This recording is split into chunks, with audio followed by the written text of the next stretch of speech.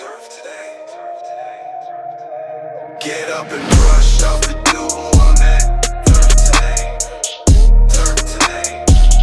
Turf today. Cut it and roll that dew on that. Turf today. Turf today.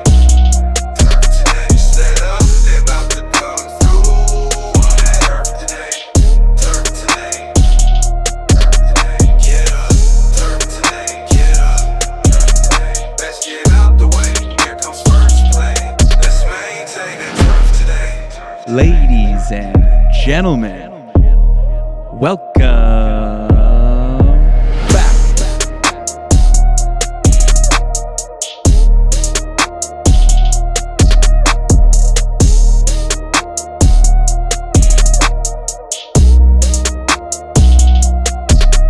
What's going on, everybody? Welcome back to Turf Today. My name is Adam Kershane, and as always, joined by Mr. Brian Laurent.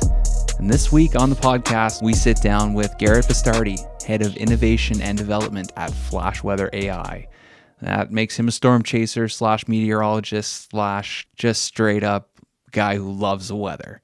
This is cool for us. We haven't done something like this, so it's awesome to get to talk to somebody who's got some knowledge and a little bit of education for everybody out there. In this episode, Garrett shares how he's helping superintendents and decision makers rethink how they use weather data and how technology is reshaping turf management.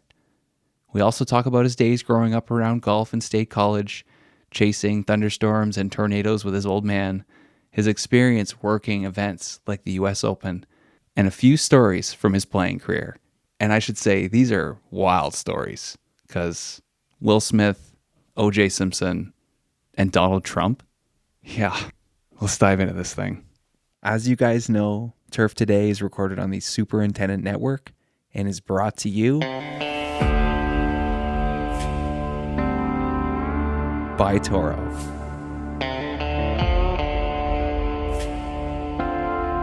When it comes to innovation in turf care, no one does it quite like Toro. From precision mowers to advanced irrigation systems, Toro's equipment is built to perform day after day, season after season. Whether you're maintaining a championship golf course or a local muni, Toro delivers the reliability and results you can count on. Trusted by turf professionals around the world, Toro continues to push the industry forward because great conditions start with great equipment. Toro, always solving, always evolving.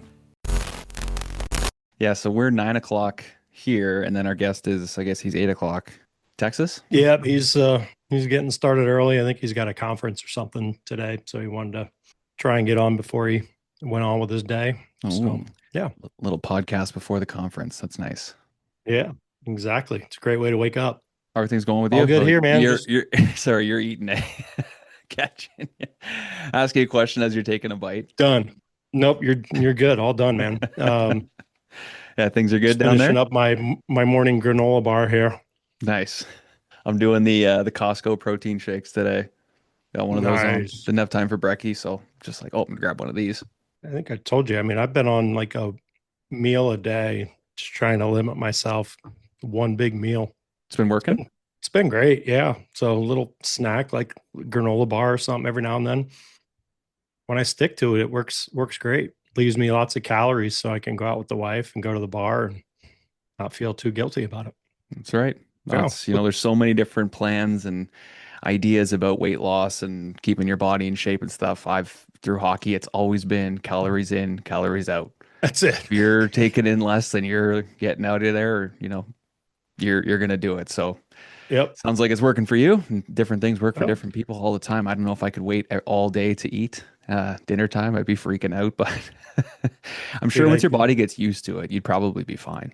Yeah. And that's it. I mean, and it's easy when I'm on trips because, first thing in the morning, I'm not really thinking about eating. I'm just thinking about getting to the course. And then I get knees deep in whatever's going on. And by the time I get out of there in the afternoon, it's, where am I going next? And if I'm really hungry, I just grab a big, late lunch, and that fills me up until the next day. So That works out works. great. But Sounds like a superintendent. Can't really yeah, eat till two exactly o'clock right. or 3 o'clock. Yeah, yeah, that's it. That's Yeah, right. been there. Follow that same pattern. But yeah, Yeah. what's up with you?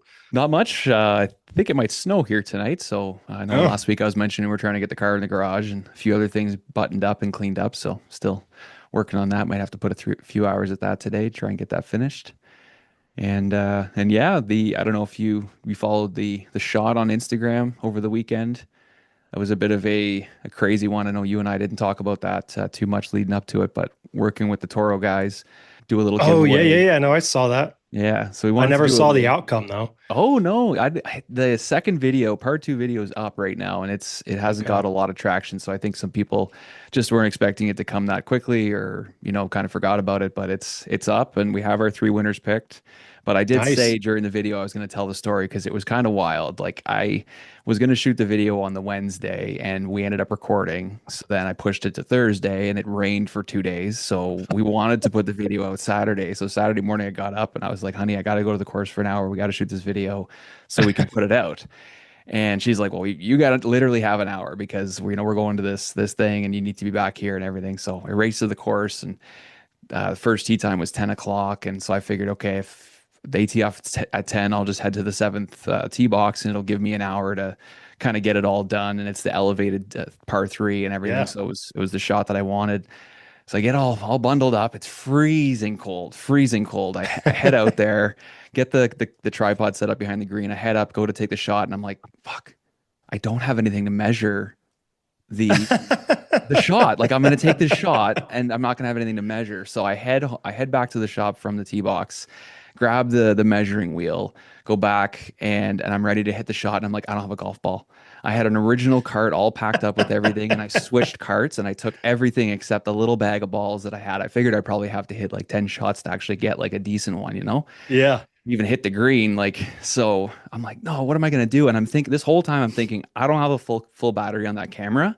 It's freezing cold out. How long do I have before that thing goes? Like, I gotta get this shot off. So I'm ripping through everything in the back of the cart and I find this old Kirkland ball. I'm like, okay, perfect. I run over to the camera, do the video really quickly, put the ball down, and I hit it. And Brian, I'm like, this might go in. Like I've hit a ton of balls off that tee box, and I was like, this might go in. This was the club, get the wind perfect, and it just lands like right in front of the hole, bounces to the right a little bit, and I'm like, oh my gosh, and I'm freaking out because I'm like, I hope the camera got that. I hope the camera got that. Drive all the way down there, camera's dead. Oh no. I was so rattled. I watched it back too. It died like right before I was about to take the shot too. So I Oh had it. I no. definitely had it. I just wasn't quick enough. But the Oh, camera angle does you can see the ball coming down and you can see where it lands and stuff from the back cam. So it was enough proof there. And then I filmed it all as I'm walking up to the ball, basically where it yeah. is, where the ball mark is, and then I measure it, and it was 3 feet 5 inches. Oh, So dang, it man. was a dart. Yeah, yeah, one and Yeah. done. The old Look one at you, take. gamer. I was as I'm standing over the ball, I'm like, buddy, it's either in the water or it's got to get tight. Like here, we got one chance here. You got to Yeah. come back later in the day to do this, or you got to come back tomorrow and do this. Like, and Well, I yeah, was wondering just how you measure because I saw all the guesses were in feet and inches. I was mhm. wondering if you were going to go metric system on the measurement. I wasn't sure if that was going to disqualify all of the American guesses Yeah, that that were in could have thrown feet. it off. No, the wheel that we have is in feet and inches, so I figured that All was the right. easiest way to do it. And somebody guessed 3 feet 6 inches. Somebody guessed 3 feet 4 inches. Nobody actually guessed 3 5. But we got our three winners. And, congrats to the three people. We've been in touch with all three of them. They're all very, very excited. And we had over 1,000 people enter the giveaway. Other, Nice. Instagram, Facebook, people that wrote in. I had texts from buddies. I had people trying to get inside information. I didn't even tell my parents. Like I was hiding this. I was hiding that so hard. And then the fact that it was such a close shot was cool. And then you get a little bit of how many balls did that take you? How many shots did that take you? Yeah. I literally had like a few minutes to make that happen. My one buddy's like, you didn't even take a practice swing. Like Yeah, no, that's impressive, dude. I So can't it do that. just I'd have to stretch for 20 minutes before I hit that I had shot. so much anxiety, man. I can't believe it worked out. And it was a fun, like to have 1,000 people kind of guess where it was without even knowing kind of where the ball was going to land on the green, made it for a really interesting contest. So, like I said in the post, we'll do it up bigger next year. We'll get a few different cameras on a green and have a really, a really good one. Try and get a few more people involved. That's awesome, man. That's huge. Yeah, so it was a fun one. It's it could have gone bad. The camera dying. That's me being a bit of an amateur with that kind of thing, but I'm getting better and I'll learn my lesson for next time. Yeah. Yeah. No, that's all right, man. That's all right. You had a good angle from the tee, so it's perfect. Yeah, no, it worked out and excited to be able to send out some Toro stuff to people Yeah. and we're actually saving one of those bags to bring with us to Myrtle. So if you're going to be at the show in Myrtle, there will be an opportunity to win one of those Jones Toro Turf Today bags. And that thing is legit. Did you have it in your hands? Like you've actually held one? Yeah. Yeah. It's Yeah. nice. Got the shipment the other day and opened it up. They are sweet. Nice carry bag, nice little Sunday style bag. Hmm. If you enjoy walking the golf course, it's the perfect bag for that. The colors are just phenomenal. Love it. It's like a little faded washed red with the white logos and everything. It's sick. It's Nice. sick. Yeah, Yeah. man. Yeah. Anne Marie The from kids have Toro. all tried to steal it from me. So it yeah, I've got it sitting right now just kind of in my laundry room area, right where you walk into the house. I haven't switched over because I've been playing a lot of cart golf lately. So Mhm. next trip where I know I'm going to be huffing it, that baby's getting used. Nice. Yeah, get some Yeah. miles, get some pictures of it. Oh So yeah. yeah, Can't wait. we'll have another one available coming up in a couple weeks. We're only a couple weeks out from the show.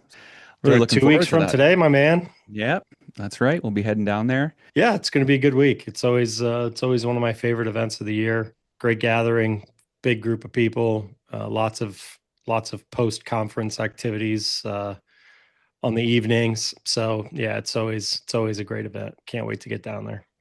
Yeah, that's nice. Well, the GIS down in Orlando or Arizona, wherever they have it, it's always so big. You can't do Oh yeah, everything. You can't see everybody. So this one being a little bit more intimate, you can have some more of those conversations, and people aren't as crazy busy. So I think it's nicer to have something at this scale, but it's also for the people that are down there and everybody that kind of works the show and is involved in the show. It's the big one for them. So it's exciting. yeah, I haven't been at one that's this kind of scale yet. So looking yeah. forward to checking it out. Pissed we're missing the golf though. Like getting to actually golf in Yeah, Myrtle no, Beach. man. That's a big draw Yeah, there. So we'll plan that one better for next year. Get down there a little bit yeah, earlier. And yeah, I know, and yeah, we're flying down, and we got the text from United where they're basically like, "Hey, we changed your flights. If you want to, edit it, you can, but we've kind of changed your flights." So you go to edit it, and there's no options. So you're dude. basically just like you go from a 2 hour layover to a 6 hour layover, and there's nothing you can do about it. Yeah. Oh man, I hope this whole shutdown thing ends soon. It's gonna have a big impact on travels. So Speaking of all that, our guest today, first meteorologist on the podcast. yeah. Yeah, it's Yeah. exciting. I was trying to come up with some questions yesterday and today, just to getting to talk to somebody about like really specifically about the weather. I think that's so interesting, and Garrett's such a beauty, so it'll be a great chat. Yeah, great guy, incredible pedigree. His father is a very famous meteorologist. His grandfather's a meteorologist, so it just kind of runs in his genes. And also one hell of a golfer too. So it's cool that he's able to kind of mix two of his passions and help out our community with all their weather needs because it's always like I remember doing education for different seminars and stuff I was planning, and weather was always like the number one thing people wanted to talk about. It's like, well, what do you want to know about the weather? Well, Yeah, what I can we don't do for really you here? know, but like weather, I want to know about weather. Like, well, okay. So yeah, we'll talk a little bit about the weather. We'll Yeah. see what Garrett's got to say, and lots to talk about. Obviously, they just had that big hurricane kind of rip through the Caribbean, however you want to say it.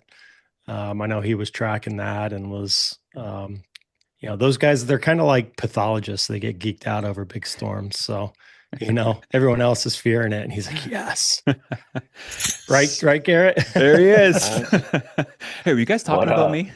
Yeah, I was just saying, you're kind of like a plant pathologist who studies diseases. Like they're happy when diseases start making their way into turf because it gives them something to talk about and look at. It's like Garrett gets really excited when these big storm systems roll through because he just it sucks for us, but for you, it's like you love that stuff.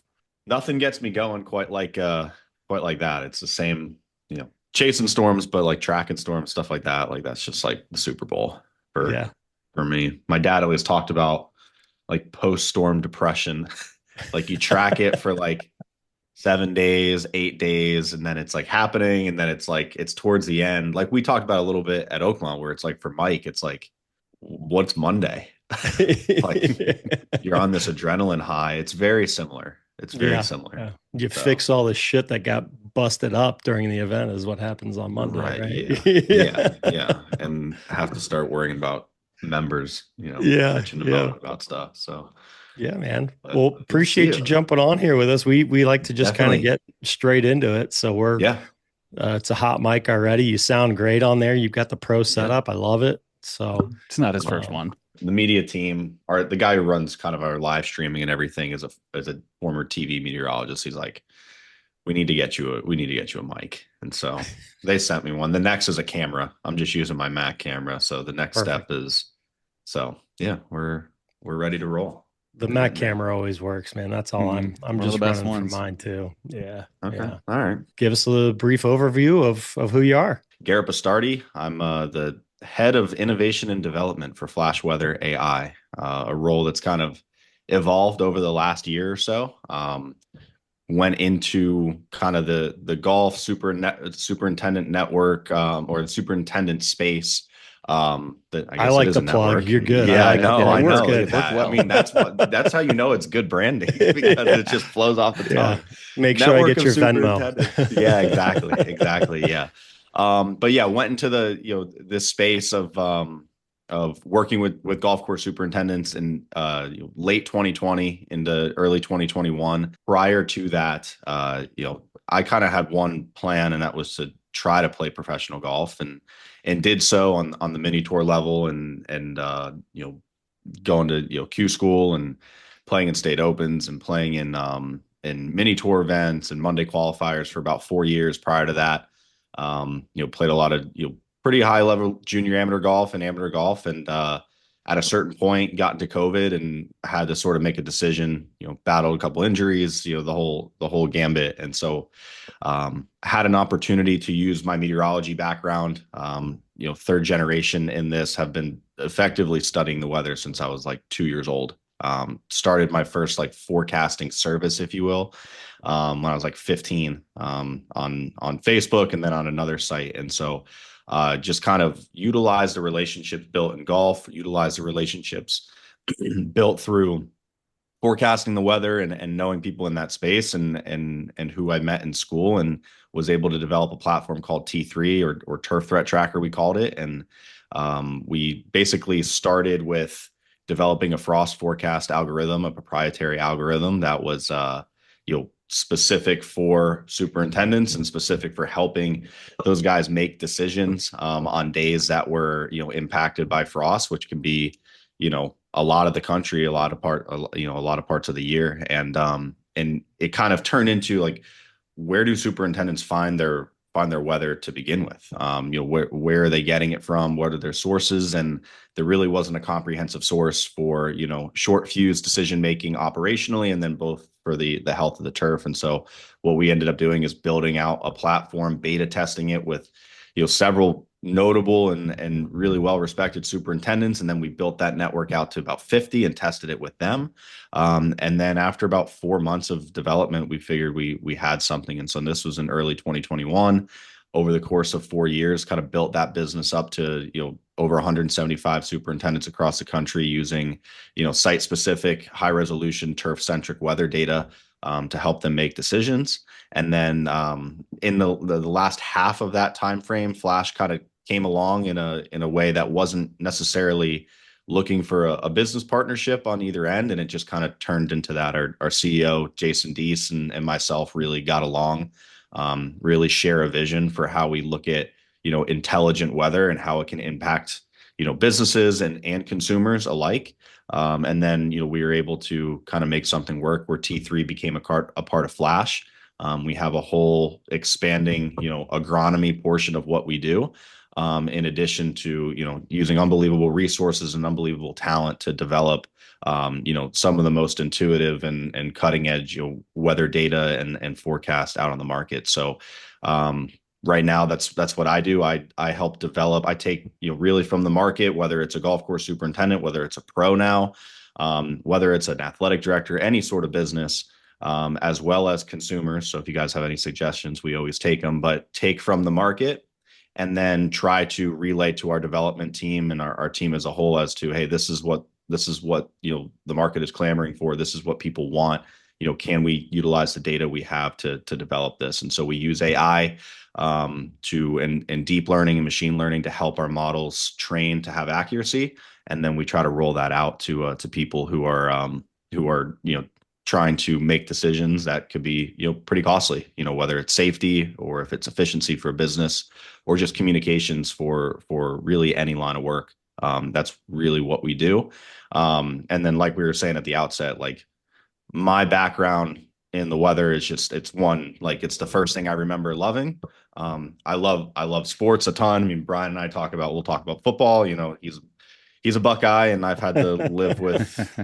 I was going to let it slide for you, Garrett. I'm sure you're still in mourning, but it's okay. Yeah, I mean, I'm numb to it at this point, and I almost said you guys sent the questionnaire, and I almost said like, what's the entry fee to join the bandwagon? Like, it's almost at that point now. So we'll welcome you in with open arms. You're welcome to join the Buckeyes. Yeah, you're not Michigan, so I can live with Ohio State sometimes. But both my parents were college coaches, college athletes. My sister was a college athlete. Same with myself. Like, sports is a big part of my life, and then the weather. And so any way that we can kind of tie in together. Anyway, I can tie that in together. I've found something that I can live with working in if it's not golf. So, that's kind of the spiel and kind of the background of, to this point in my life. So. It's a great breakdown. And that's exactly it, man. You're living the dream, being able to work in a field where you're passionate about things and, you kind of brought your two loves together. So that's huge. I'm a big fan of the app. I use it all the time. I've always used the radar and, 14-day forecast and stuff like that. But the app is so much more, and we'll definitely get into that. I'd like to go back and talk about that pivotal time when you do decide to kind of get out of golf and get into a little bit more of the, meteorology side of things. A lot of that inspiration must come from your family with your grandfather and your father being a part of that. Just talk to us a little bit about, kind of growing up with them and learning the ropes from those guys. Yeah, absolutely. It's kind of like, it's surreal. I don't know what the word is, but like, I'm not exaggerating. When like I remember like we'd be driving somewhere, maybe a road trip. And my dad that day would say, there'll be thunderstorms on the way. And I'm probably 3 or 4 years old. And we could see, if we're driving, I could see it going by and missing. Like, I'd be like sobbing. I'd be like, please, can we go drive into the thunderstorm, please? And my dad's like, no, like, we can't all die here.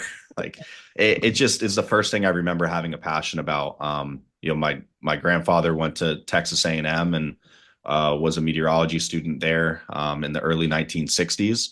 From New England, from Rhode Island. So a Rhode Islander moving to Southeast Texas in early 1960s, just unheard of, but had a passion for the weather. In fact, it's kind of like lore in my family that my great-grandfather was the person everybody asked about the weather when he was in Sicily. And so it's just something that, runs in the male side of the family. The women really don't care that much, honestly. But and then like my dad, he to me has been a big inspiration. He is an encyclopedia. I mean, a savant when it comes to the weather. I mean, he loves his family, loves God, loves wrestling. He really, really loves the weather. Like, that is his passion. He could sit here and ask you guys, hey, what was your birthday? What town were you born in? What date? And he could tell you what the weather was that day in that town. It's just out of control.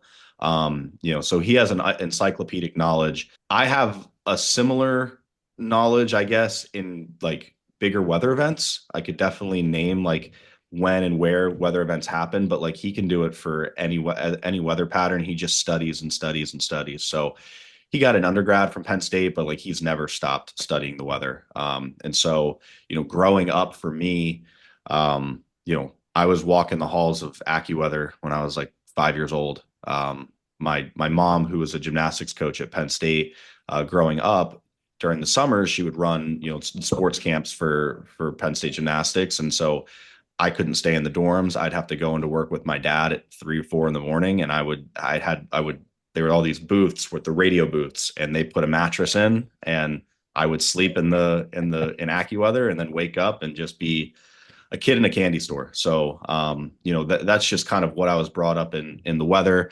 As I got older, I started trying to forecast myself as I could drive. Then I started chasing storms, whether it was thunderstorms, tornadoes, hurricanes, whatever it might be.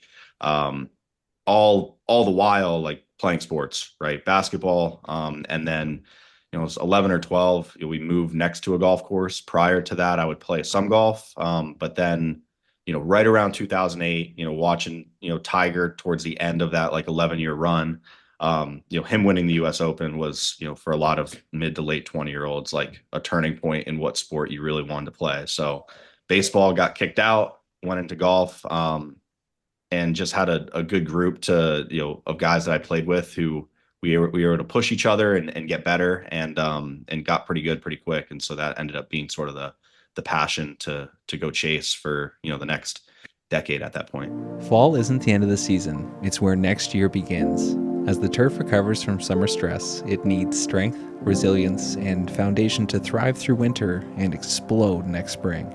That's where Apex 10 comes in. With organic carbon, powerful microbial activity, and improved nutrient efficiency, Apex 10 builds deeper roots, stronger soil, and healthier turf right when it matters most. Don't just put your course to bed for the winter, set it up for success. This fall, elevate your turf with Apex 10. What was that pivotal moment then where you said, all right, it's time to get a real job? Yeah. When I would only hit, 11 greens around instead of 14, and that number wasn't changing, and would have 30 putts instead of 27. Right. It was in COVID. There was a lot of things went on in a lot of people's lives during that year. And for me, it was definitely just trying to figure out like, okay, well, there's no competition right now. No one's playing except if you're on TV. No money at the time, at 24, 25. What is the plan here? And, my good was good enough. And at times my good is still good enough, I feel like, but just the consistency level of those guys is just, it's on a different level. And so, really the whole pivotal point, I guess, was just after Christmas in 2020. I was in Pinehurst. We were going to play Tullamore. And the night before, I'm with a bunch of guys. We're out. We have like a 7:30 tee time, and it's like 11 o'clock. And I'm like, I know there's going to be a frost delay. Like we could all sleep in. We don't have to get up early.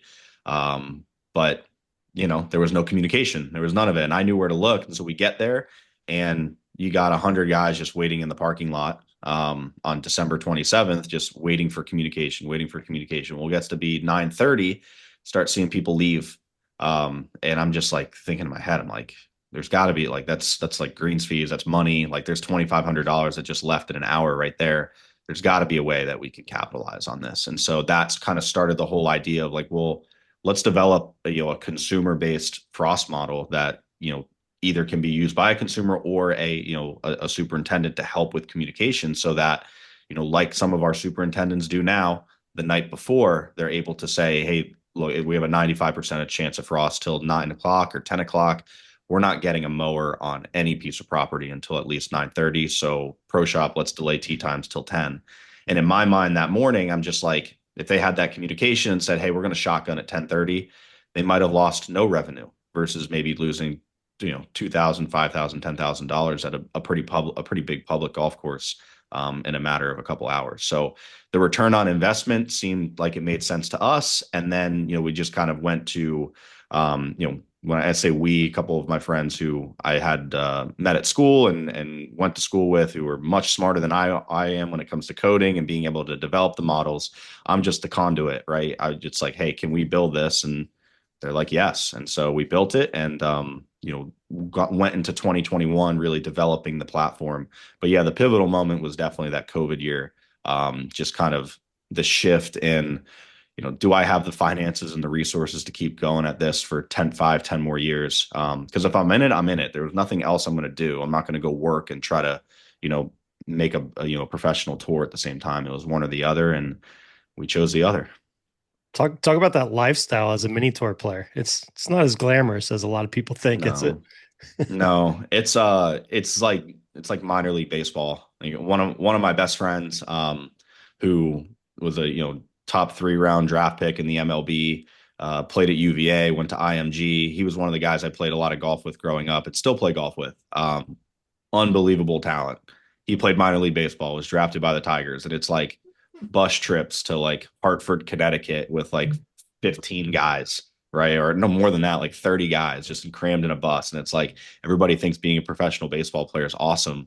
It's awesome if you're on the top level, right? But if you're in that kind of like the minor league stage, single A, double A, it's not as glamorous. That is exactly what I would, kind of make it out to be. A lot of traveling by yourself.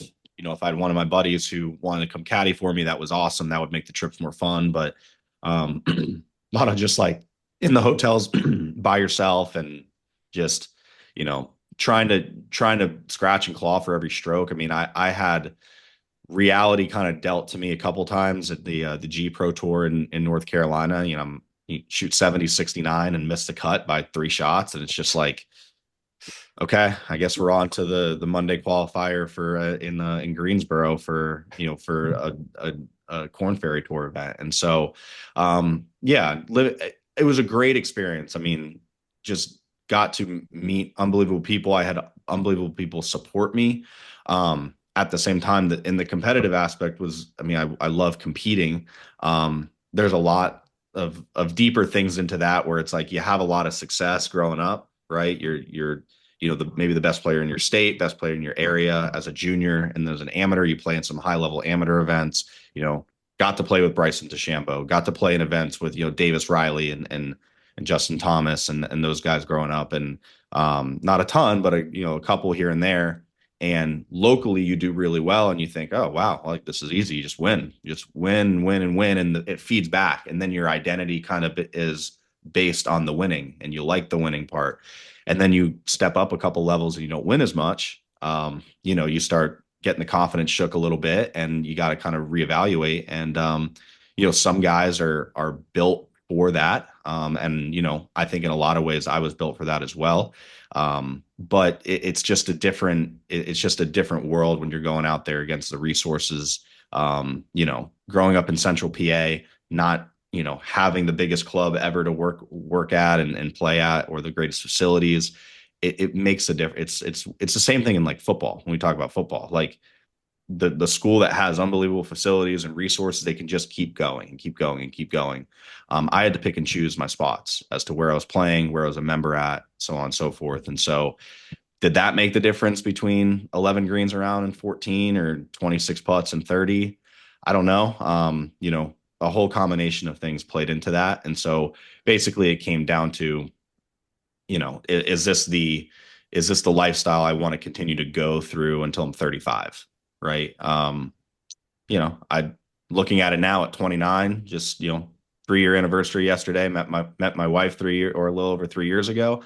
Wouldn't have happened if I didn't stop playing golf at that level. And so, I think things have shaken out in a pretty good way. I would like to be able to get back to competing at an amateur level, which I do a little bit, but, it's just it isn't as glamorous as people make it out to be, unless you're on that top level. It's a lot of fun. I know we've mentioned it a few times in the show. I kind of went through something similar, and it's hard to kind of find stability when you're doing something like that. You're traveling a lot, you're all over the place. It can be hard, but it sounds like you made the right decision. You found yourself in a good spot with a good job. And dude, we got to go back here. Okay. Because most people don't just casually say that they chased tornadoes and hurricanes. Oh, yeah. So that's one of those things we're gonna have to go back to. Talk to us about that. Definitely. Any crazy experiences? What was that like? Because that's not a normal job. Yeah, no, not at all. Yeah, some people like to skydive and some people like to bungee jump or whatever. And I get that same feeling when you're chasing a big storm. Yeah, I mean, my dad would take me out. There'd be a thunderstorm in the area. I'd be 8, 9, 10 years old and be like, hey, let's get in the car and go drive and chase it. And we'd go do it and, go drive through it. And in Central PA, the storms aren't too bad generally. It was like, oh, cool, there's lightning and there's thunder. 2012 was my first dose of a hurricane. I would say I was in New York City for Hurricane Sandy. My dad was doing a lot of TV for Fox News and CNN and was on set for it in the city. And so I went with him, missed a couple of days of school, rode out the hurricane in there. Was obviously pretty bad for that part of the country. And then as I got older, could drive any severe weather event within 3 hours drivable in Central PA. Like I was planning out days in advance, like, what's my route? Where's my target? Stuff like that. And so, you don't see a ton of really bad thunderstorms or tornadoes in Central PA. I will say what's ironic is, I chased probably, for 5, 6 years in central Pennsylvania, did not see a tornado. And it's very rare there. While I chased, the only time I did, it actually hit my neighborhood and I didn't have to chase. I literally stood outside the front door. It came to you. It came to us. And man, like my family is insane. Like you can see it, like it is on the other side of our neighborhood, very clear. And any normal person's like, oh my God, we got to get inside. And I'm standing out front with my dad. And my mom, of all people, my mom is intense. She was a coach and she was an intense person, doesn't really know a ton about the weather. In fact, her big thing is like any sporting event that's on TV. What's the temperature there? Like just all like clockwork, like just doesn't know. But she's like, Jesse, who's my sister, Jesse, get out here.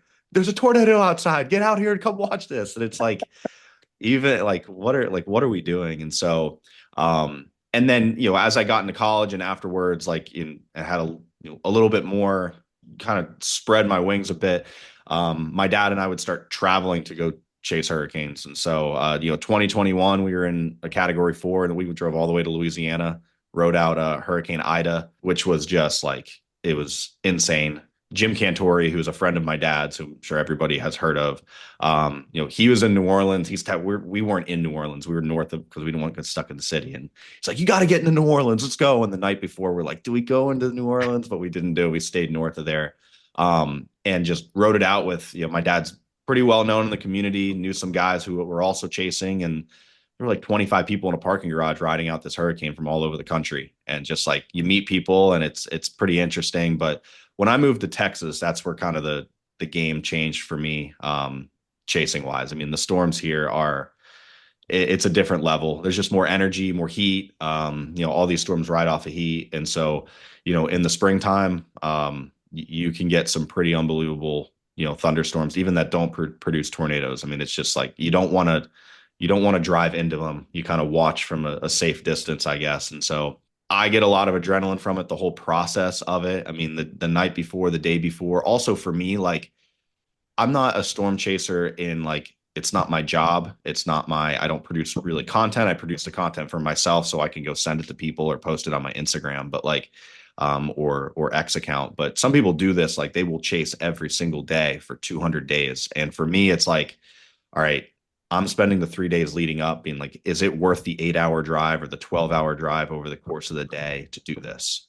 Right. So there was a high risk in Mississippi in late March this year. And I the day before am every hour going back and forth. Am I going to drive to Mississippi for this? Is this worth it?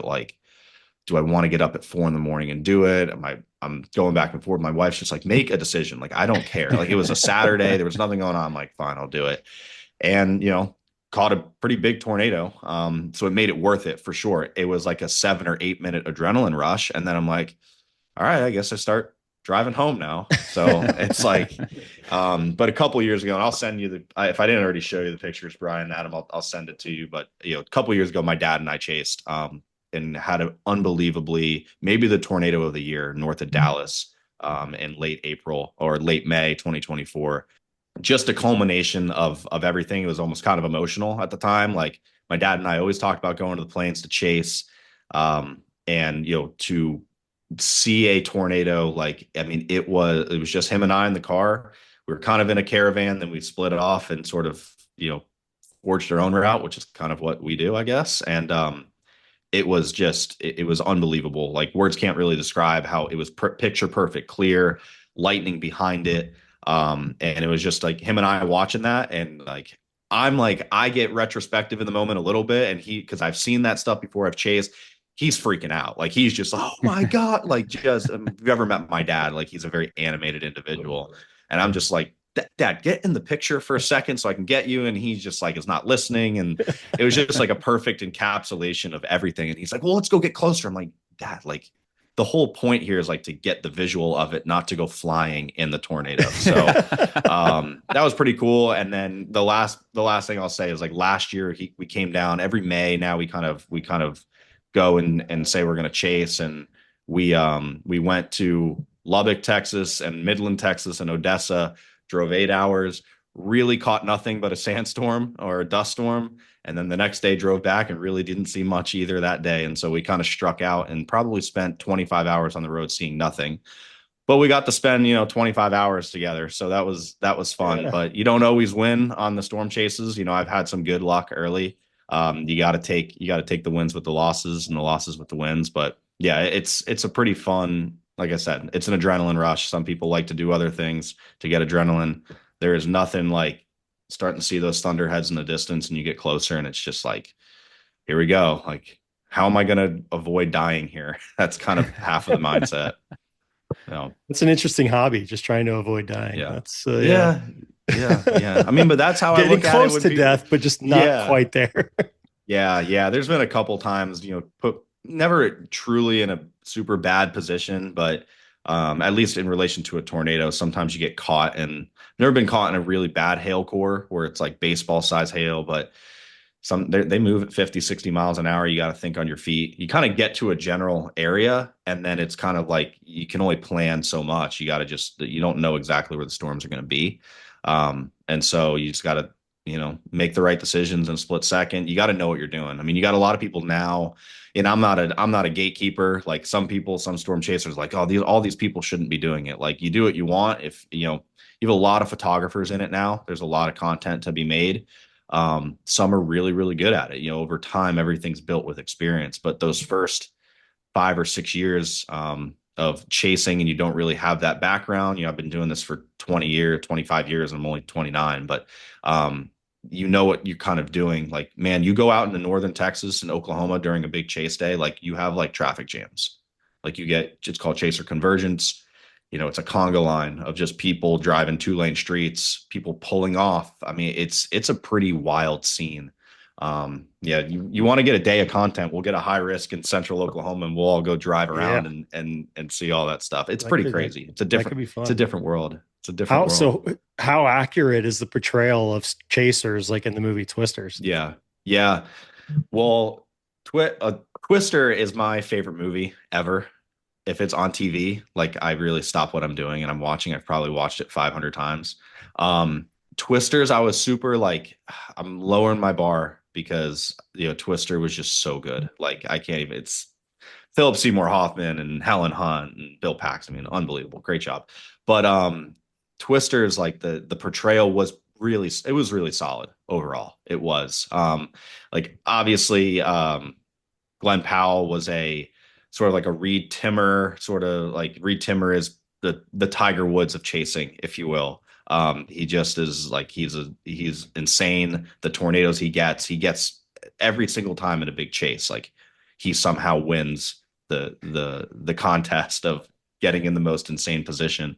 And so, his portrayal was a little bit more, I don't know, cowboyish, I guess, and just Wild West vibe. But, you do get those little, I don't want to say rivalries, but people are competing out there and, trying to get the content, trying to get the best shot. And then obviously Twisters goes into like the scientific part of it a little bit of like, how do we stop this, right? Which was what the original movie was kind of about. And so that is what the community is generally trying to get from a meteorological perspective and a research perspective, is just like, how do we improve warning time? How do we make this safer? While there's others out there just in for the, in for the content. And so I'd say the portrayal was good. The graphics, man, like unbelievable. Like I was very, very impressed. I'm like, this looks real. This looks like what it is. And so, nothing's like obviously being there, but to see it on a screen like that, my standards are high for a movie like that. And I was happy with it, I will say. Kind of like a golf movie, right? Like you watch it and you're like, oh my God, that's so fake. Yeah, exactly. Exactly. Yeah. Dude. It's like watching, what's it with Owen Wilson right now? Yes. Yeah. Stick. Yeah. Stick. Like, it's good. And I love Owen Wilson. There's certain things it's like, yeah. It's like you watch it and you're like, he's teeing off in the wrong direction. Like that's not even, it's not even putting green height. What are we doing? Exactly. Here, guys? Exactly. Yeah. Exactly. Do people like really have those anchors in their trucks where they can like dig into the ground and hunker down? Yeah. So you have the Dominator, which is Reed Timmer's. He's got 4 of them or 3 of them. It's like a big F-250 just with armor. It's a tank. Like I've seen it in person. Like it's crazy. And he's got like kind of sliders that go down and anchor into the ground. Obviously Glenn Powell's like actually were like stakes. His like make it so it's like it's almost like a shell and it's like into the ground. Yeah, they will anchor down. You'll hear it. And sorry about hearing my dog whine. Oh, I no, don't know it's what fine. her deal is, but you will hear if he's chasing and they're going to go into it, you'll hear Reed Timmer on the live stream and there'll be like 1 million people watching. He'll just be like, all right, put it down. And they're putting it down and they're putting the anchors down. And yeah, it's a real thing. He's the only one that does it. Nobody else really does it, but I mean, he's kind of a psycho. So that's nuts. He knows he's a psycho. He'd be okay with me saying that. Yeah, for sure. So we've talked about some big storms here. What about on the golf course? What's the biggest one or one of the craziest ones you've seen there? Oh, that's a good question. Oh man. There have been a couple times I've been out. So I lived on a golf course in State College, Pennsylvania. Evenings, I would always go out and just walk out and usually maybe just take a 5-iron, just go play with one club and just try to see if I can get 9 in an hour. And I've been caught out in a couple out there where it's like, and you would think like I'd be watching, right? And there's sometimes I'm not watching and you go out there and it's just like, okay, I'm under a tree and I'm terrified of lightning. I think lightning's cool if I'm sitting like in a car and taking pictures, but like out in it, like all my friends know, like if there's even a chance that I'm going to get struck, especially now working for a lightning safety company, it's 10 times worse. Like if I see there's a chance, I'm like paranoid. So I'd say a couple of those. I do have one. When 2016, I was actually playing in my club championship at Toftree Golf Resort in State College. And big thunderstorm. What's up? Yeah, exactly. Shout out Ben McGraw. And Luke. And Luke's a member out there. Dane Young, assistant pro, Steve Wager, the pro, Tyler Butts, the super. Love those guys. They're very good at what they do. And probably, having been around probably helps the cause too. A little bit of access to some turf knowledge there. Yeah, exactly. Yeah, sorry to sidetrack you. No. But yeah, big like thunderstorm was coming in. We're on like the 5th hole. I think we're all square. Me and a friend of mine who were playing in the championship, and we're like, let's just call it. And like, we don't want to start and restart. Like the weather will be good tomorrow. It was kind of one of those you can schedule on your own. So we only got through 4 and it was like, all right, let's reset it. And like, we get to the pro shop and I'm looking at the radar. I'm like, this has like a kind of a supercell tornado vibe to it. I'm out of here. Like, I'm going to go chase this. And a couple of my buddies, I was in school at the time, a couple of my buddies in Penn State meteorology are like, are you on this storm? I'm like, I'm going. They're like, we are too. And they were out ahead of me and took some pictures. Like it was a tornado producer. Like it was, so we were on it. And so like, I couldn't get off the golf course fast enough to go chase this, potential tornado. And still probably of all the storms in that area, that's probably the closest.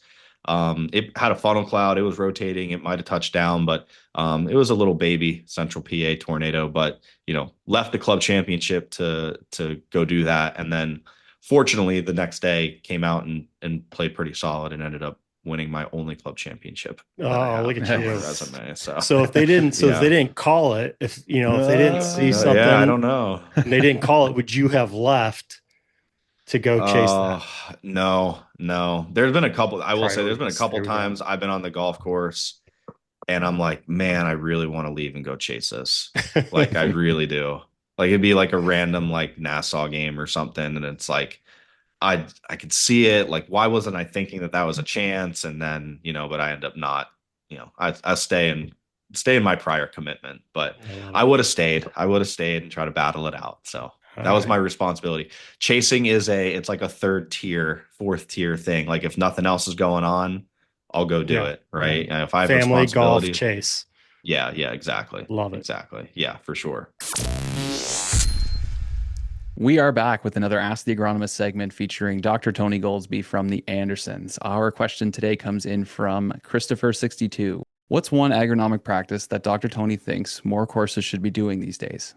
Awesome. Well, thanks again for submitting the question this week, Christopher62, and thanks for having me on the show again this week, Adam. Another great question. And if I had to pick one, I'd say really kind of ties back to a subject we had on a couple podcasts ago, really just talking around intentional nutrient timing and really precision feeding, right? So getting kind of back to those basics of feeding the plant when it's needed and not just kind of following an application calendar, if you will. And I think it can be easy to become comfortable and, kind of approach things with a broad brush, look, if you will. And maybe that will or won't always align with plant uptake patterns and clearly how, weather can have a big impact on your nutrient program. So I know like our team, and there's a lot of other, programs out there like that. We rely a lot on our turf nutrition tool where we can kind of hopefully take a few of those factors into account, whether it's, weather, geography, and, how those products are going to perform and how the turf's really going to respond when you put them out. And, ideally, when you're trying to dial in nitrogen, really, we always think about it from a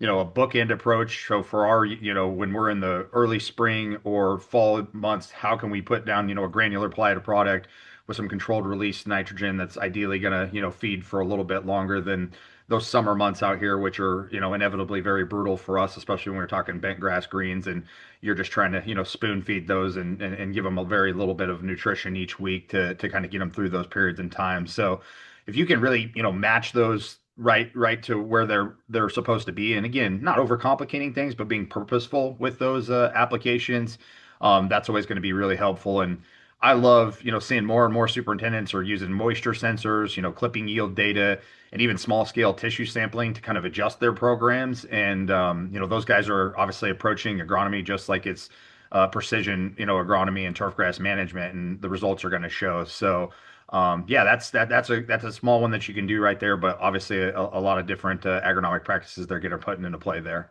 Awesome. Love that one, Tony. This wraps up another Ask the Agronomist segment featuring Dr. Tony Goldsby from the Andersons.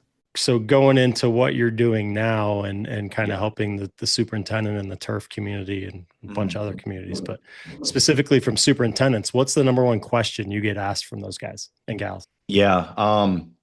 Say over 80% of everything that we get question wise is precipitation related. Just even pop-up thunderstorms, pop-up rain.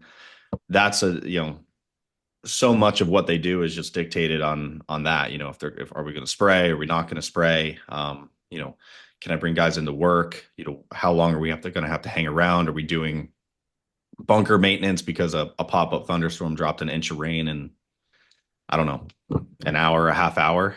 So I would say the majority of the time, that's the majority of questions we get just revolves around precipitation in general. And so that's a lot of the problems we're trying to solve is like, how do you predict something that's sort of unpredictable, but give them a picture of like what the scenario is and what your best case scenario, your most likely and worst case scenario is for that. And so we do a little bit of CYA forecast philosophy, cover your ass when it comes to that, where it's like, we're going to give you a range here. There are certain forecasts that's like, hey, I can tell you definitively what's going to happen, right? But when it comes to, pop-up precipitation, and we're getting that question all the time, like we're having to go into, the psychology of like, how do we answer this and give the clearest picture for something that's really a little bit more hit or miss or spotty. And so, and an interesting, and what we're doing with Flash is like we're trying to square that circle. And so we actually look at like psychology research and peer reviewed research on like how average people or the average consumer takes in like probabilistic forecasting, like percentage forecasting and stuff like that, and what is the best communication that triggers them from a psychology standpoint to make a decision, or what do they receive the most. So, just kind of building on your question, like that's the question we get the most for sure, and then that's probably the most time we spend on trying to solve that problem. There's a lot of problems we're trying to solve, but the precipitation world and all of that when it comes to impacting what people do, high winds and frost, like that stuff, like, yeah, it's impactful. Rain, water, all that stuff like that plays probably the biggest role day in, day out, I'd say, in a lot of what we're doing in golf. And so that I'd say that's probably the biggest question the majority of the time. So along those lines, you mentioned the CYA model. I remember distinctly when we were at Oakmont this year, yeah, and you had a certain superintendent who may or may not be hosting a US Open next year, kind of giving you shit about it. Yeah. Talk about the thick skin you have to have in this field. Yeah. And you got to see it like that week. Like that was yeah, big time. like I still think about that. Like, I mean, it was an awesome week. It was a ton of fun. Like it was very stressful, like and again, nowhere near the stress of what Mike and those guys are doing or whatever, but like a little bit, like when we were standing out there on 10 on, I think it was Friday night, and it started pouring down rain, like it was very stressful having, the boys calling you every like 3 or 5 minutes, and you're trying to see, is this going to blow over in 10 minutes or is it going to be 30 minutes or 40 minutes? And it was 40 minutes. And so, yeah, you just got to roll with the punches. And, I'm so competitive. I'm sitting there, in the hotel at 1 a.m, and I'm just like, what could I have done better? Like, you can't make the storm move. What could I have communicated better? It all comes down to communication. And so, in having the thick skin, with that certain superintendent in New York, we won't name names, but he, it's just the ability to communicate back, right? If they're going to dish it, like, all right, well, I'm going to either dish it back in some way, shape, or form, because, not to be, arrogant about it, but I do know a little bit about what we're talking about here. And I'm not sitting here when I go on your golf course talking about why, there's imperfections on your green. Right. So, it definitely is a thick skin business for sure. And, there's a bunch, it's being a forecaster. There are some similarities to being a superintendent because it's a very humbling, venture, right? It's just something that is, you have control over certain things. You don't have control over other things. There's a lot of variables. Your membership, right, is my membership is our clientele and our people who we're forecasting for.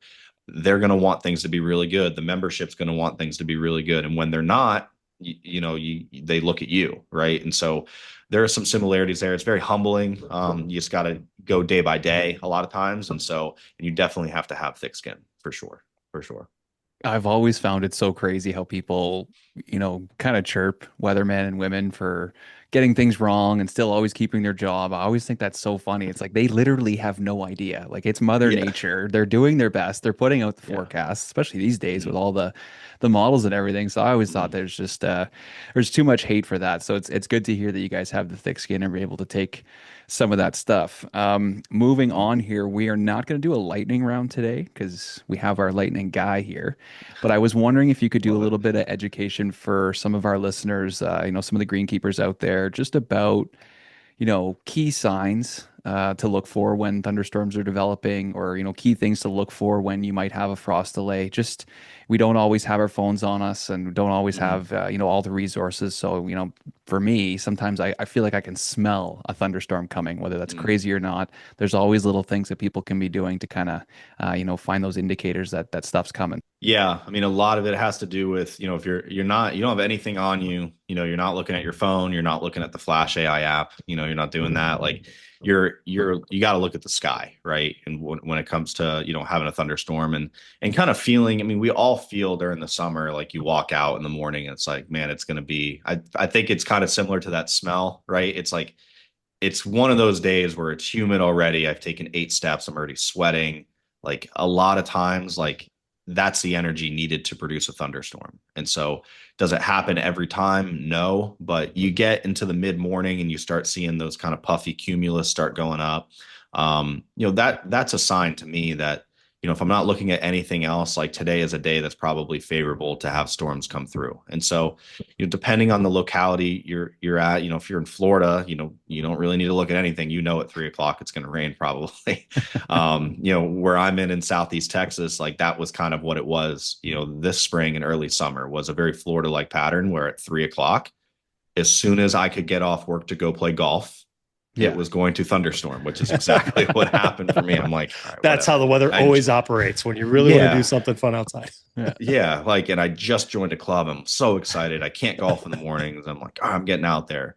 Inch of rain. I'm like, all right, well, I'll try again tomorrow. But yeah, looking up at the sky for sure. Frost wise, if you're a superintendent, that's probably what we do from a frost forecasting perspective is just as much confirmation, and, evidence for others versus being evidence for the superintendent.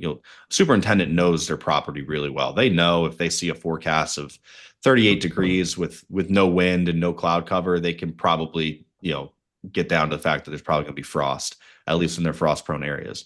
Where it helps them is sending that screenshot, or if they're professional or their GM or whoever is also on the service, they can also see the evidence of something telling you, hey, there's going to be frost versus, me telling you or the superintendent telling you, hey, I think there's going to be frost. If you have data to show, people like to see visuals. And so, frost wise, like you can kind of feel that out as well a little bit. You do have to look at some data. You can't walk out there, the morning. I mean, you could walk out there the morning of and say, oh, well, there's frost on the ground, but most of the time it's forming when, overnight when you're not there. So the night before or the day before, understanding that, hey, this is a frost prone, weather condition. Right. And so, down here in Southeast Texas for next week, like I already have a couple superintendents, like they hear about a frontal passage, right? And they see a couple of temperatures at 40 with no wind, and like they start talking about frost, right? They just kind of perk up when they see certain weather conditions. So it's different for everybody. One of my big objectives is going out there and trying to, find a model, a model of what we do that kind of fits everyone, right? And it's hard because everybody takes in the weather differently, right? Us three take in the weather completely differently. A superintendent in Columbus will take it in differently than a superintendent from Oklahoma City because the weather impacts are different in general. So it's a moving target, I would say, but everybody has kind of their own way of looking at the weather. And a lot of it has to do with, location and locality. And but looking at the sky is important. And then if you can get some data in your hands, like, being able to use that data and then recognize, what comes from that data. You guys obviously make it easy, with the app, but is there like and hopefully this question makes sense. I'm fairly well known for asking just stupid random questions, but is there like a particular metric that you think superintendents should be paying attention to when it comes to whether it's predicting rain or what, anything along those lines? Like, is there something they should be looking at, whether it's humidity or wind speed or, any of those things? Kind of a broad question, I would say. Again, I'm known for, I went to a state school, Garrett. I'm not the smartest man. So pretty smart. We had, like I said, I tried to make it. We had a lot of nice long morning walks. We did. We're going to dive into that. Hopefully you've got a little time. So I got some time. Right, cool. It's a good question. I would say I'll go with a specific metric that I don't know. Like, it's just, I don't know if you're thinking about it this way, but solar radiation. Okay. We can model solar radiation. It's basically modeling the strength of the sun. This number will change based on your latitude at all times of the year. So if it's August 25th and it's warm across the country, your solar radiation number will be higher in Houston than it will in Minneapolis, just because the sun angle is higher the lower in latitude that you get. So we took this forecast metric. We didn't even know it really. We knew it existed, but we didn't know the modeling had it. And we put it into T3 at the time, and now it's in Flash. And we basically said, we asked all of our superintendents in beta testing, have you used solar radiation before? And they're like, no, like we didn't learn about this. No one told us about this. So we put this in, and we basically had them test it. And like, how does this affect you? And what we found was this is like, depending on your locality, depending on your latitude and the time of year, when your solar radiation number reaches a certain threshold, that is when the plant will start to stress from a weather perspective. A lot of times it's going to be at peak heating, right? At 1, 2, 3 in the afternoon. It doesn't take rocket science to figure that out. But if you can have a 48-hour or 72-hour forecast to tell you, hey, on Tuesday, I'm going to have, it looks like a bell curve, right? There's no sun, then there's more sun, then it's high. That's how the forecast will look in a graph. If I see at 2 o'clock, I'm going to have peak heating today, I know my areas that are exposed on the back of 15, the back of 16 green, those areas that are just facing the sun, no tree line, nothing. I might have to get a syringe on there or water extra, that morning to make sure that we're protecting, or the rough left of 15 burns out, when we reach this number, this threshold. But on Wednesday, the top of that bell curve is kind of chopped off because maybe there'll be some cloud cover. So I'm not reaching that threshold, whatever it might be. That is like a specific, like a number that we have learned. Like if you are in the tri-state area, if you're in North Jersey, the Met, like that area, like 825, 850 watts per meter squared. It doesn't matter what the measurement is, but like just the number, we just tell it. We don't even. It's all I don't foreign even say language that. to me. It's fine. Yeah, exactly. If your number reaches 850 in solar radiation, you need to know that that day you're probably going to stress. And so you either need to water ahead of time, or you got to keep staff on to make sure that you're syringing those areas that might be wilting early. So that's as specific, I would say, of like a number that directly impacts your locality. And it's all relative, like we were just talking about. Like I said, that number in Houston is going to be like 1150, or in Miami, it's going to be 1250 because you're getting more solar radiation. So, and also impacted by cloud cover and that kind of stuff. So like that site specific number is going to change based on that environment and what the atmosphere is like then too, right?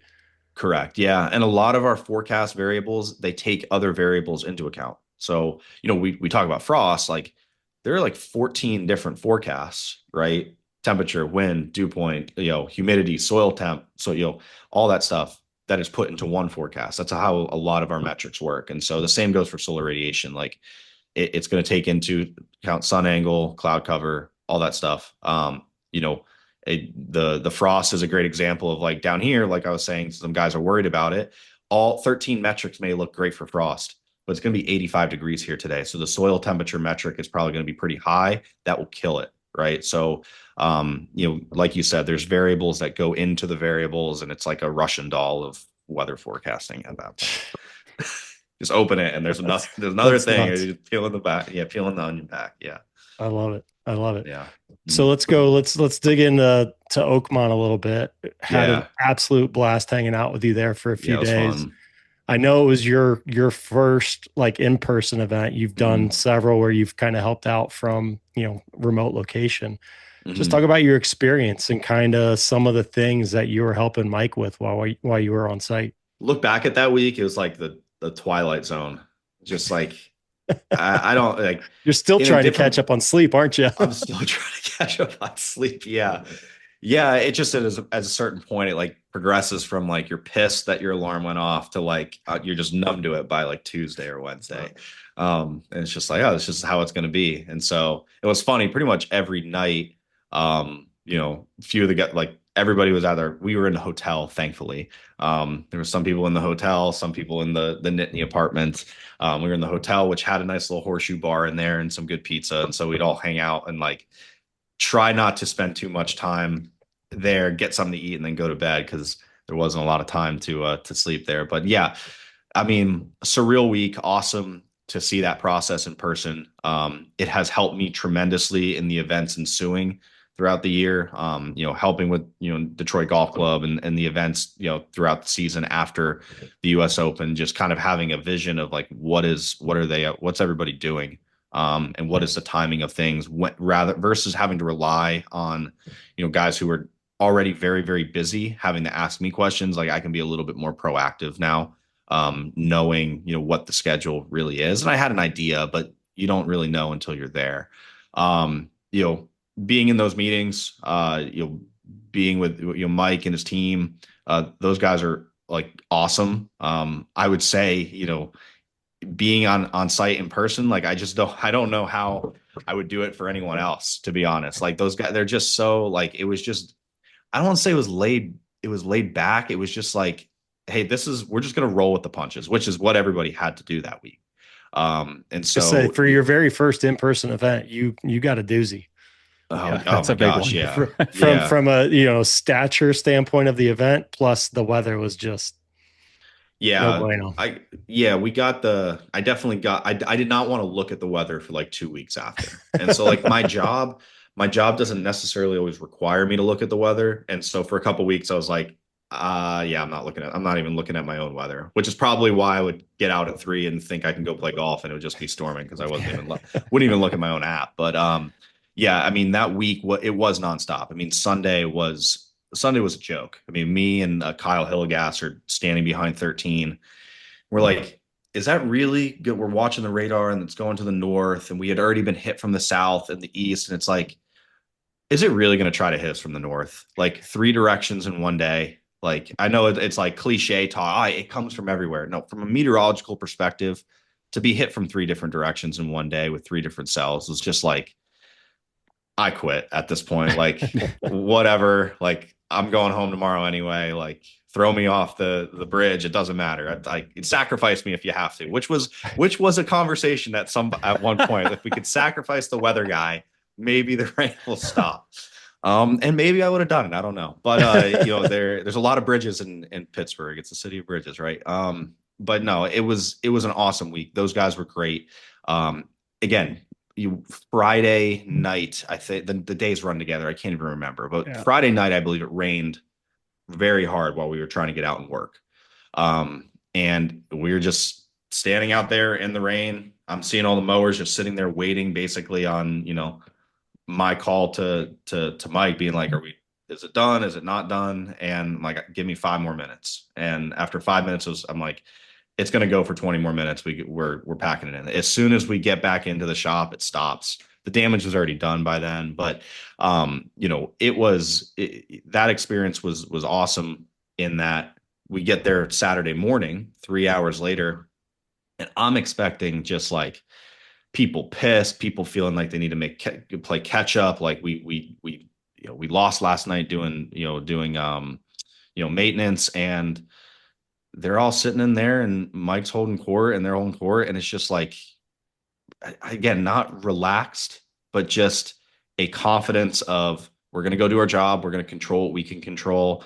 Obviously there was a lot of like organizational Bill Belichick talk in there, right? Of doing your job and the standard, that sort of stuff, which I related to, as a coach, as parents who coach, like, I appreciated that a lot. And that was an environment I can work in. And Mike and his team were very, very good at doing that. And so it was funny that I think Saturday morning I was walking with Dave Del Sandro, and I'm like, so what was different about like, the last Open here that you were involved in and you were running? And he's like, he's just like, everybody was way more mad. He's like, everything was way more intense. Everything was way more mad. I'm like, yeah, I could see that. Where it was just like, here is just like, rolling with the punches, and they put on an unbelievable championship. And like, I tell my friends, because I mean, I'm sure you get some of these texts from your friends when you're on site, and like, it was Thursday or Friday, and it's like, guys are 4 or 5 under, and like, Garrett, you got to do something. Like, you got to do something. And it's like, just wait, guys. Like, they will figure it out. And the fact that those weather conditions, like no wind really all week, soft, very favorable conditions from a actual playing surface standpoint, for a guy to nail a 40-footer and birdie 17 for it to finish 1 under, like no other golf course in the world could have had that that score be that close to par. So, unfortunately the weather didn't cooperate, but, the guys who ran that, ran that entire process, couldn't have been more, more well equipped to handle, those variables and then put on an unbelievable show all week. So seeing it in person there, what surprised you Yeah. most about seeing how the sausage was made? To me, it was a lot like a football program where, you had Mike, the head coach, you had his coordinators, right, who were the assistants, right, and then you had the position coaches underneath, right. You had the tee cutters and the rollers and the fairway cutters and the rough fluffers. I was a rough fluffer for a little bit. The bunker. Yeah, exactly. Everybody had their captain, right, their position coach, and then their people underneath them. And it was such a well-oiled machine. It was unbelievable. I mean, there was no, I mean, it was an unreal display of just like organization. The actual management of the turf grass was just like second thought, right? It was just like it was so automatic. The process was so it was just very efficient. And you forget by like Tuesday, like 95% of these people have never been on this property before, and they just came in on Sunday, and it's just seamless. And we got out there Monday morning, and there was no like showing people the ropes. Like even, I got to, meet a lot of assistants or even head superintendents from all across the world. And they came in, they did their job, and, had the humility to like, the one guy I was with was from Australia. He was a superintendent at Cam Smith's home course, like was out following him around, watching him, like talking, fist bumps, like they were close guys. He's known him. He's like, I've known him since he was a junior. He's got a blower and he's blowing rough, right? Like just the humility to come in and just, I'm going to do what is asked of me and do my job and try to do it efficiently. And, that was pretty impressive to watch, just kind of everybody fall in line and try to accomplish something for free. No one's getting paid. No one's doing it for any other reason other than like, hey, I get to be a part of this moment, this championship at obviously a linchpin of a location in the world. And to come to Oakmont and be able to be a part of that was the value for everybody, even if it was just, I mean, heck, man, like I get to go walk like the golf course every morning, like prior to them go playing that, like that's enough versus going out there and doing a job. And I get to do it on, everyone's on 3-4 hours of sleep. Like it felt like a locker room team environment by the time you got to midweek, and everybody was just kind of rallying around each other. It was pretty cool. Yeah, it's a very, very unique experience. Some people even say it's like a once in a lifetime opportunity in this industry. And then obviously being Oakmont, US Open, and everything's even bigger. So that leads me to what I wanted to say. Just you get me going with some of that stuff you were talking about, just volunteering and being at your first tournament. People don't get paid. Everybody works together, and like 2026 is your year. If you're out there listening to this and you've been wanting to work at a tournament or volunteer, reach out to somebody, reach out to us. There are a lot of resources and ways that you can get to those tournaments, and it could change your career. You could meet one person that could absolutely change the rest of your life. So it's there's a lot of opportunity out there. It's great to hear that you really enjoyed yours. I'm sure you have more on the horizon. Before we let you go today, I hope you have a few more minutes. You have two unbelievable stories you have to tell on this podcast. The first one is Will Smith, and the second one is O.J. Simpson. Yeah, that golf brings you in, like puts you in weird spots. And so when I was still playing, we have some pretty good friends who live in the Fort Myers area, and I lived with them when I was playing and competing. And so during the winters, I'd go to Fort Myers and play, Naples National, and you would got trying to not crooked stick, the fiddlesticks, and these good clubs in the southwest part of the state. And they were very well off, had a boat.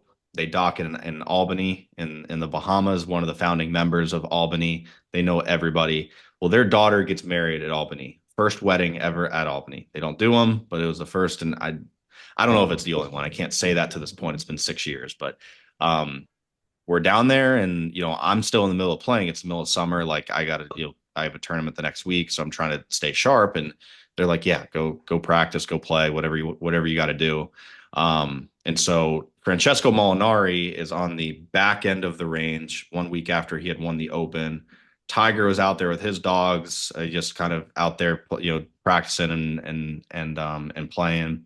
And I'm on the front part of the range, and it's just me. Like, no one else is out there. And you got to understand, like, Drake is a member here, Justin Bieber, like, they have all the names up on their bags in the clubhouse. And it's like a who's who, but like no one's there. Like, you hear about, Tiger's boat's here, and like this guy, Justin Rose is always there. But I didn't really see anybody. You just kind of see those two guys I mentioned out in the distance. And I'm hitting balls. I'm talking to one of the locals, and another guy comes down. He's like, "Hey, Will Smith is going to come down. He says you don't have to move." I'm like, "Okay, like whatever, like whatever." Like, it didn't really register, like, Will Smith who? Like, I don't know. Like Big Willie? And then like, like Fresh Prince, like what? And so I just keep hitting balls, talking to one of the locals who was working there, and he comes right next to me in the bay next to me, and I'm switching clubs, and I look, I'm like, "Oh, that's Will Smith. He's got a 7-iron. I don't know what movie he was about to play in, but he was jacked. He was just, and I'm just like kind of ripping 2 irons and go to switch clubs and just kind of like make eye contact. He's like, "Hitting it pretty good today." And I'm like, yeah, thank you, Will Smith. Like, He didn't I'm come like, smack you then too, did he? No, he didn't. And Okay. I didn't say anything stupid about like getting jiggy with it or anything like dumb like that. Like, I just, And now you're wishing you did. yeah, maybe would have remembered me. Should have called him I don't know. Bagger. Just Yeah, I just on the could way have. out. I was like, yeah, hey, Bagger, can you get me a 5-iron, please? And then, so that one was crazy. This one was just like the OJ Simpson one was just like, it was just very surreal, because OJ Simpson is like, it's like, obviously he's kind of folklore. Like, it's just, I wasn't alive in 94 for that, but like everybody knows about that. And he's like a name that kind of transcends good or bad, mostly bad, I guess. I don't know. So I was playing in a pro-am, kind of with the same group. It was, hosted by the same kind of group of people in South Florida, and they would, guys would come out and play, and they had a team, and then they had their pro, and I was on one of the teams. And the first night we're staying at the Palms, and I'm 21 at the time. Penn State had just beaten Michigan in the whiteout game that Saturday. I was with them at their tailgate, and like everybody's all pumped to go to Vegas on Monday. And so we go, and we're all at the same table. My one buddy is playing 3-card poker blind and up like 6K, and I'm like, why can't I ever get that luck? I win like 40 to 1 hand. I'm like, I'm cashing out. Like, this is like 5 times my net worth at the time. I'm like, I'm out. So I thought at the time, going to the cage, the guy in front of me is cashing out like 150 grand. I thought that was the most amazing thing I was going to see all night. I'm like, this is unreal. I cash out my like 500 and then come back, and there's just like an entourage of like a bunch of like 6'6", 6'5" people. Like, it looked like an offensive line for like the Raiders. And my chair's still open, and I'm like kind of coming through and like standing, like holding like the back of like how it would be my chair. I'm like, that's OJ Simpson. Like, it's OJ Simpson. Like, there's nothing that, like, I don't even know what to think. It's like, it's OJ. And we kind of lock eyes. He's like, hey. And then I sit down, and he's on my chair still while I'm sitting down. And then they just like kind of get up and go. And my buddy to the left, and my buddy is old. He's like older. He's like 60, and he's a very, very successful businessman, but he works hard. But when he's in playtime, he's in playtime. And he is just like he saw a ghost, like just not like just looking straight forward. He's like, is he gone? Is he gone? And he had a couple drinks happen? going through him. Yeah. He's like, and the other guy to my left, who was my pro-am partner, or to my right, just like, he was roommates with Chris Farley in high school or in college. Like, the guy's hysterical. He's just as the loosest guy you ever meet. He had dapped him up. He was like, Juice, what's up, man? Like, how you doing? Like, they had been friends like for years. And then he's like, yeah, good. And he was out. And we're all just like sitting there for like 3 minutes, and we're like, was that OJ Simpson? Like, was he just right there? And then like he had been there for like a couple of minutes, and I come in, I'm like, so did we ask him? Did we say anything about it? Did we ask him if he did it? Like he's out now. And this is 2017. This is like 2 weeks after he got like 2 or 3 weeks after he got out. Bro, that's why I'm like, I thought he was still in jail at the time, honestly. So Yeah. it was just like you just meet random people. I mean, I was in the, the president's suite at Bedminster behind the 18th green at a live event for like 4 hours with my buddy who fights in the UFC. And it's just like, what is going on? Like Sergio's wife's there. Harold Varner's like throwing his hat up to get signed. And it's like, what is this? And it's only golf, man. Like golf is the only sport that this type of stuff could happen. Gonna say you had some interaction with the president then too, didn't you? Yeah. That takes the cake. That took the cake for sure. Yeah. My buddy is a UFC fighter. Obviously the president likes the UFC and likes fighting and is friends with Dana White. And my buddy Bo is a great guy. And so like, he should love him, but like loves him, has played golf with him. The Friday we went out to the event, he was just like, Bo, come on, come walk with me. So we're all walking and we're walking with the Secret Service and everything. And I'm talking to Eric Trump most of the time. And then we thought that was amazing. And what was crazy is like, he takes the air out of everything. Like the group we were following was DJ. It was DJ, Bryson, and someone else. I forget who. I have no pictures of those two in my phone from that round. And I'm like standing there from like here to the wall, like watching them. Cause it's just like, it's a spectacle, like regardless of where you're at, it's just like, it's insane. And then I'm like, all right, well, nothing can top this. And then Sunday we literally hung out in the suite for 4 hours, just, shot the breeze with him, talked about his favorite properties. He's like, see those greens? Like, those are running 14. You know what that means? That means it's very fast. It means super fast. You would 3-putt. You'd probably 3-putt. Like that. It was that. It was literally that. It was just awesome. like, yeah. So, it's like I said, golf it's the great connector of sports. It's 100% of the reason why I can do my job. It's because of the people that you meet and the contacts and the relationships you build. And sometimes you get to see crazy things when it comes down to it. So we didn't necessarily bring you on here to plug anything. I think just, weather is obviously a very important topic for superintendents, and you've shared a lot of very useful information. It's been great, but definitely want to give you an opportunity to talk a little bit about the Flash app and just kind of how it's impacting the industry. I mean, I know I use it every time I either going on a trip around the country or at my kids' lacrosse tournaments to try and, track what's coming and all that. So just kind of give us some insight on how it's impacting this industry and maybe where it's going. Yeah. It's, like I said at the outset, like my role has evolved in the last year with the company, where it was kind of like come in and onboard, all of our superintendents and sort of kind of manage that, agronomy space. Right.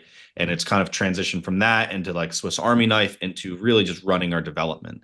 And so we get to build a weather app. We get to build things. It's a lot of fun. So like what's unique about what we do with Flash is like we take feedback from people. You guys have feedback on the app, you use it, like tell me how it can be made better and we'll make it better, because it absolutely can be. And so you just don't really get that with, the Apple weather app is kind of, not to call anybody out, it's Apple. So like, they're not going to be hurt by anything I say, but it is what it is, right? A lot of these weather apps, and everybody talks about the weather apps they have, they are what they are. Ours is tailored. Ours is really trying to just drill down as far as we can to get to each individual person.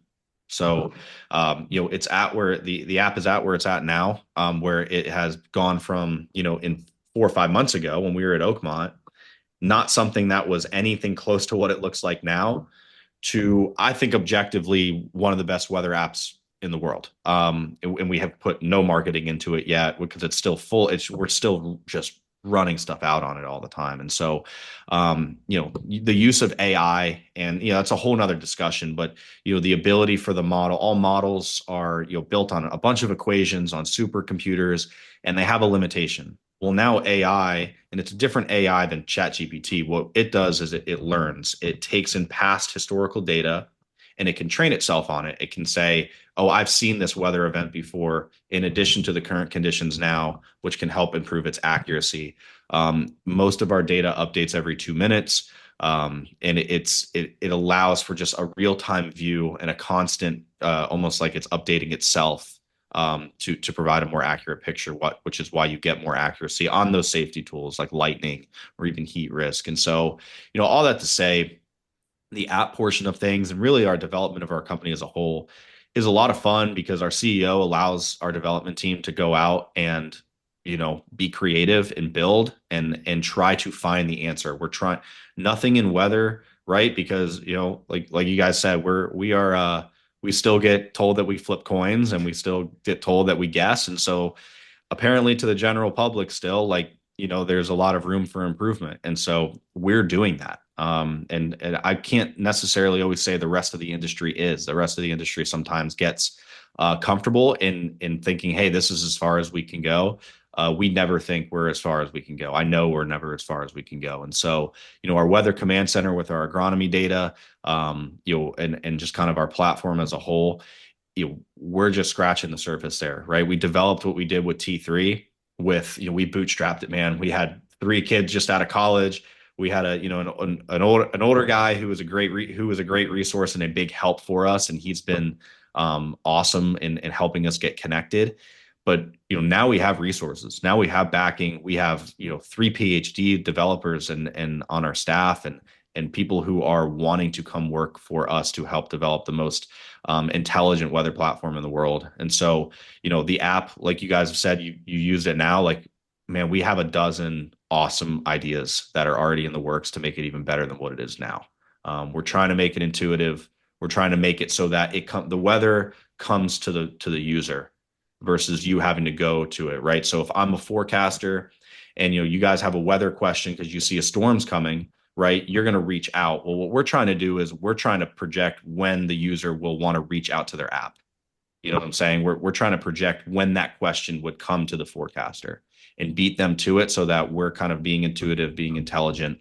So we're saving people time and trying to get them better information in that process. So we're excited. We're doing some things, from a business perspective that are making, in this market, our product even more attractive and affordable for our superintendents, for the business side of things. And we're really excited, what this winter is going to bring and how things are going to go when we get to the trade show in February down in Orlando. We've had some great benefits from the app this year on the course. Remember the first time we were using it, I was actually out on a chainsaw. The kid that was working with me had my phone, and we were waiting from a call or a text from our superintendent, and the message came in from Flash Weather, and it said, you have 5 minutes until lightning hits your area. And he kind of looked up at me and was like, what is this? Like, where is this coming from? And I was like, well, that's a new app. It's for, lightning and all the different things we need to, to watch for out here. So we go back to the clubhouse and everyone's in there. Oh, should we go out? Shouldn't we go out? Oh, we're looking at the radar. And the kid's like, you guys got to look at Adam's phone. So I put the phone on the counter and they're all watching. It's real-time data of when the storm's going to hit, where all the lightning bolts are hitting around our golf course. And it basically said, you guys have 40 minutes until this is done. And after 40 minutes, everything was cleared up and everybody was able to go out on the golf course, and it was perfect. So everybody at the course wanted to start using it. Every time it starts raining, I'm getting all these texts from members and other employees about, the app. What's the app saying? How long do we have? When is it coming? So, it's a super secret tool. Exactly. It's like, you guys can download it too, Yeah, exactly. We've really benefited from it. I think it's something that it doesn't matter where you live in different climates, different conditions, but it should really work for anybody. Yeah. And notification wise, and you think of if you ever fly United or you order DoorDash, right, and you get the live activities that goes to your lock screen, right, and it just kind of tracks it and where it's going. Or if you order an Uber, no one's ever done that in weather. I can tell you, breaking news in here, I guess, that's something we're going to as well. We're going to bring something like that up, where it's you're not having to open and then go to your app and everything. I know it's such a hard taxing thing to do is open your own app, but to have it just there, all we're trying to do is just, those businesses do very well for themselves. There's a reason why, we're just trying to take all good ideas that we can possibly find and apply it. And so, that's something that we'll be rolling out here pretty soon. And we're always rolling out, cool stuff and trying to make it intuitive. And so, but all of that to say, like, it's fun to develop. It's cool. The whole point of it obviously is to do what you just said, Adam, is like to give you notification, to give you, some sort of heads up. Hey, this is coming. How can we be proactive to the situation rather than reacting and being caught out in it? 100%. Data is king, right? The more information you have, the better off you are. So, yeah.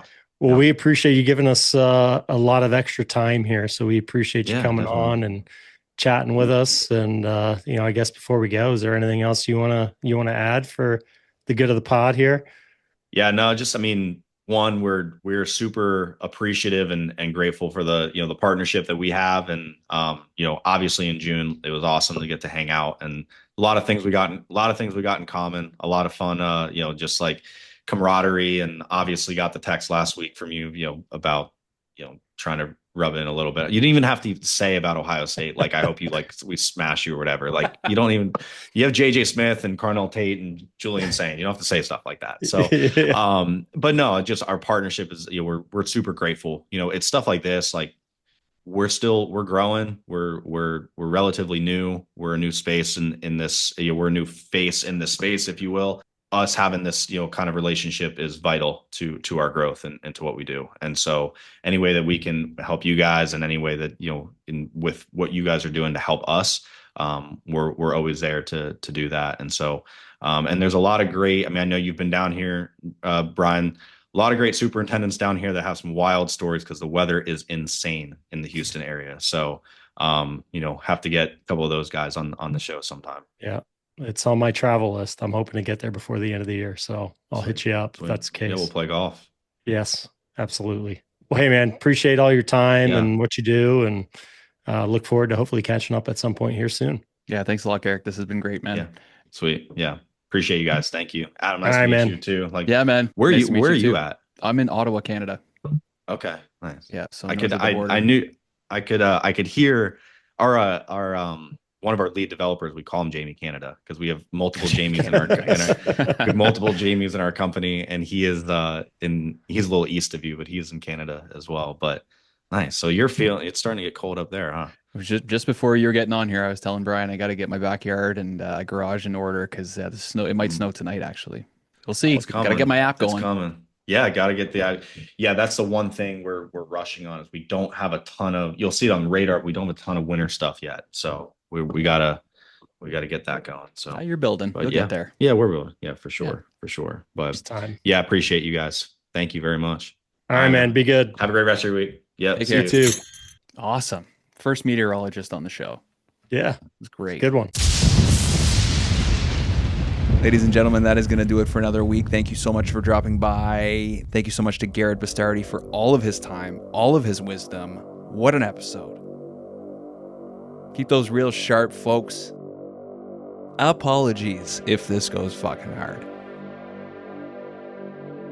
Out on the course, every decision counts. You can plan, you can prepare, but there's one thing you'll never control: the weather.